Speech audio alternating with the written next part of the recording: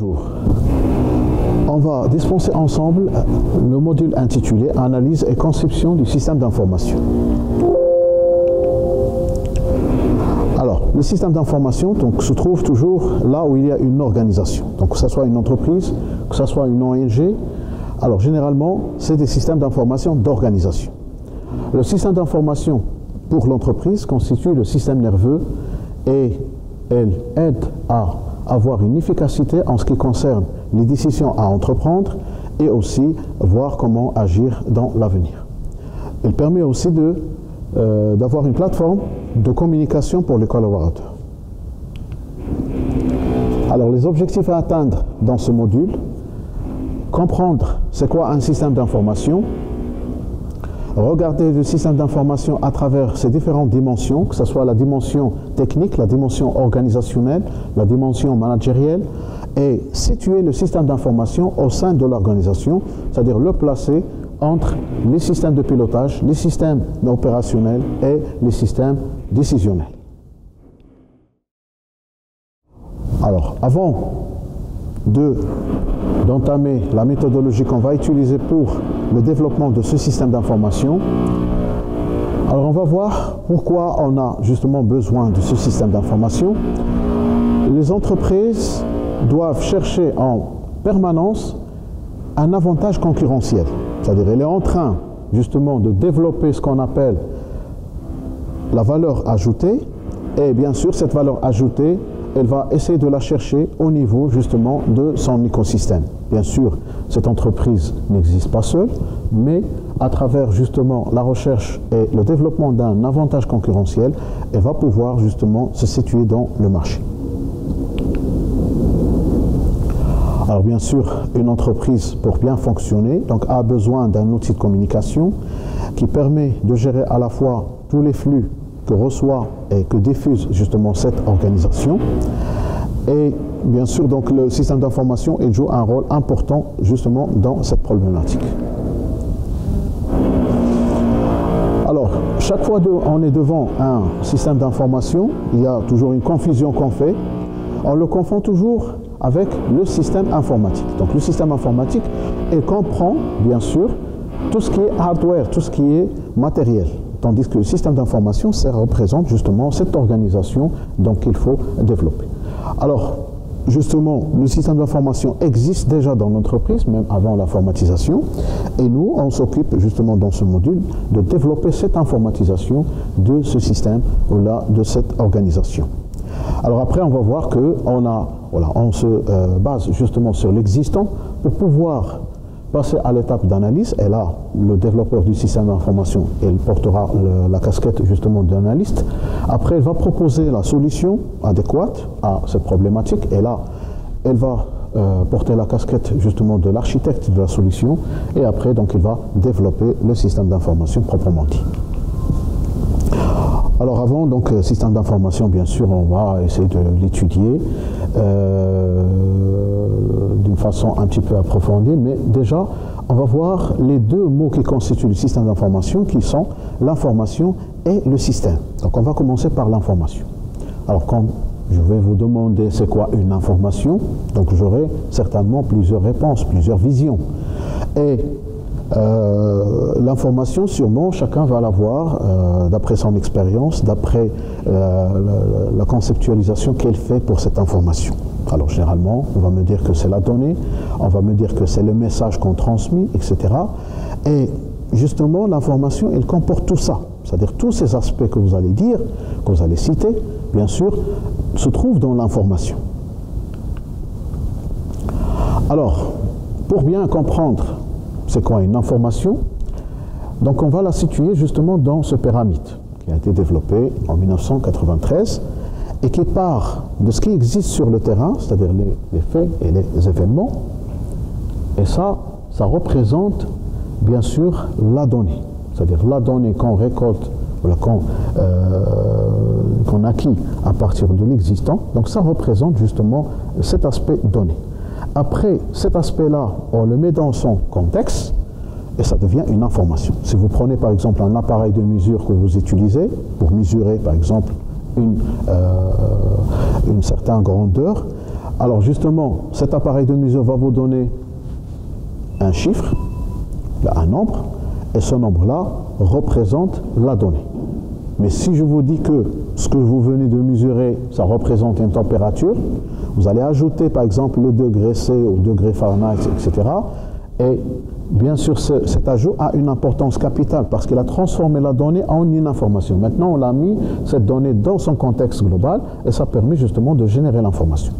Bien sûr, le cumul des expériences, des mesures, ou ce que vous voulez, permet justement de générer ce qu'on peut appeler connaissance. Et cette connaissance, bien sûr, si on se réfère sur l'exemple qu'on vient de citer, si vous prenez par exemple 37 degrés Celsius, on sait tous que le corps humain doit se stabiliser au niveau de cette température. Alors là, c'est un exemple concret de ce qu'on peut appeler justement connaissance. Après, donc si vous essayez justement de cumuler un certain nombre de connaissances, bien sûr vous atteindrez ce qu'on appelle la sagesse. Donc là, ça représente la sagesse, c'est le cumul des expériences, le cumul des connaissances. Alors là, donc, je viens justement de donner les différentes transformations que subit justement la donnée. La donnée, c'est l'ensemble des événements, l'ensemble des observations, des mesures, des perceptions qu'on peut avoir de la nature. Alors, si on les met dans leur contexte, donc ça devient une information, et après, donc on peut générer ce qu'on appelle une connaissance.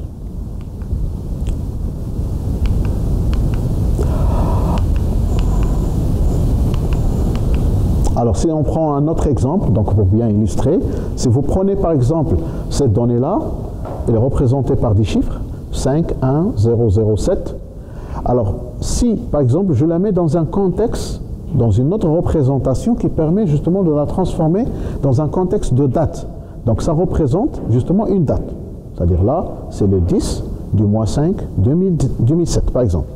Si, par exemple, je la transforme, je la mets dans un autre contexte, donc ça permet justement de me renseigner sur quelque chose de monétaire. Donc là, ça me donne par exemple une référence sur par exemple l'unité qu'on utilise, l'unité monétaire qu'on utilise, par exemple le dollar, ça représente 51,007 dollars. Donc ça, ou 51 007 dollars, ça représente la moyenne des salaires de départ pour les managers. Ou ça peut représenter par exemple un code postal, par exemple, si je la mets dans un contexte par exemple particulier d'adresse, etc. Alors, l'information de son importance donc, représente un facteur assez important de production. Donc là où il y a une organisation, il y a une production d'une valeur. Bien sûr, cette valeur ou cette production de valeur a besoin justement d'une information. On a besoin d'une information sur la valeur de ce produit, par exemple, sur le marché. On a besoin de cette information pour décliner un certain nombre de transactions sur cette production, etc. Donc là, on a besoin justement de la situer. Donc là, la transformation subit quelques exploitations et subit justement quelques transformations à travers l'extraction, le stockage, le traitement, la maintenance, etc. Et là, le système d'information, si on le modélise, il doit permettre toutes ces fonctionnalités. Alors, deuxième notion qu'on doit aussi comprendre, c'est la notion du système. Alors, chaque fois qu'on est devant un système, donc toujours ça, c'est une boîte noire, quel que soit le domaine dans lequel on utilise ce système, cette vision systémique permet de voir le système en boîte noire, mais elle permet de le situer avec son écosystème ou avec son environnement. C'est-à-dire ce qu'on voit, c'est les flux entrants, c'est des éléments d'entrée, et les flux sortants, c'est les éléments justement de sortie. Une entreprise, bien sûr, par exemple, qui commercialise une liste de produits, en entrée, donc on aura les produits achetés, commandes, les paiements. En sortie, on aura les produits vendus, les factures, les paiements qu'on fait justement au niveau des fournisseurs. Alors là, donc il faut distinguer, on sait bien que l'entreprise, donc il y a un certain nombre de flux, et quand on va intégrer justement le système d'information, on aura besoin justement de faire la distinction entre les flux physiques, donc ça sont représentés par tout ce qui est matières premières, les produits achetés, etc. Et les flux d'informations, donc ils vont représenter cette fois-ci des informations, que ce soit par exemple des paiements clients, fournisseurs, des données sur le marché, etc.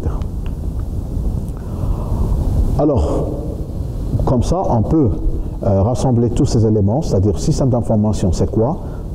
Alors, on va prendre cette définition qui est très très élémentaire. Le système d'information d'une organisation, c'est l'ensemble des éléments chargés de stocker et de traiter les informations à travers justement des outils informatiques. Alors, quand on va essayer justement de voir ce système d'information, cette boîte noire qu'on a désignée, qui reçoit des flux et qui émet des flux, à l'intérieur, on va voir qu'il y a les fonctionnalités, principalement ces 4 fonctionnalités, c'est-à-dire il y a l'acquisition, il y a la mémorisation, l'exploitation, le traitement, et après on diffuse.